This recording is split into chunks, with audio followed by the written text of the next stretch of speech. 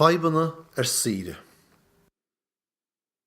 Bhín tealach ag saoch an bord, an tathir, an wathair, an mac agus an nanín. Dúirt mám gur sí héin agus dad ag pleanar leithinta saoire. Dúirt sí gur sí héin agus dad ag sábháil airgid. Dúirt sí nach raibh an tíre acu an saoire se chaite, agus go mach Fadhbanna an saoire a agrú an bhliain se thugainn, mar bheadh an mac agus an nanín ag déanamh na thart-tuiste. Dúirt dad go bhéchadís idir an nadilín. Dúirt sé go rachadís ag ngníomhar a taistil idir a seachtaine. Chun teaghlach go léir go heifig an ngníomhar a taistil.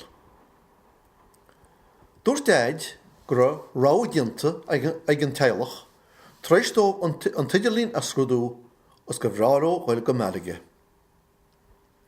Dúirt an ngníomhar a taistil ó gur rá mór óstán acu a marige, agus dúirt sí gur ionadaí acu sa chathair sin. Bud dhiste le háirimh an ráha a thospáintí. Rán an nanín ceann amháin má gur na háiseanna go maith agus cuma chompórtach orú, agus dúirt sí go bhreáile an saoibh freisin. Chreich an teaghlach marige agus bhín ghrian ag scoilte na gloch. Bhuail siad leis an ionadaí taistil agus chu sé fáilte rúmpú go marige.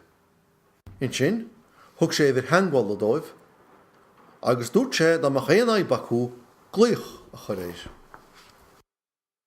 Chreisiad an tostáin Hotel Sal ach bainú geit as an wathair nuair a choinnig sí an chomó a bhí ar an siomra. Bhí cuma mínéata halach ar an siomra agus bhí gachrad sína chéile. Choi dad go heifig an óstáin agus bhain sé gearán leis faoi staid an óstáin. Dúirt sé nach raibh siad sásta má gur an áit salach agus díreach sé an ra óstáin eile ar fáil. Chlí mám ar an ionadaí taistil agus bhain sí héin gearán faoi staid uafasach an óstáin. Bhuail an teaghlach leis an ionadaí taistil. Chur sé leisciil an úl den teaghlach. Dúirt sé gur anmhrónair faoi chósaí.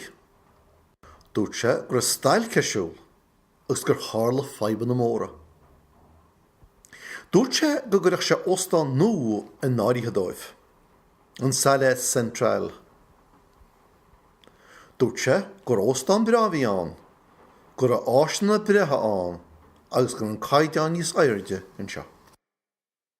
Bhaint siad amach an saoire central agus bhí síl ó bhádar bháin in seo acu. Bhí siad a dhéanamh bollag le gréin. Dúirt mám gur sé iontach, agus an focail deire ag dad. Is olc an ghaí nach séidean do dhuine éigin.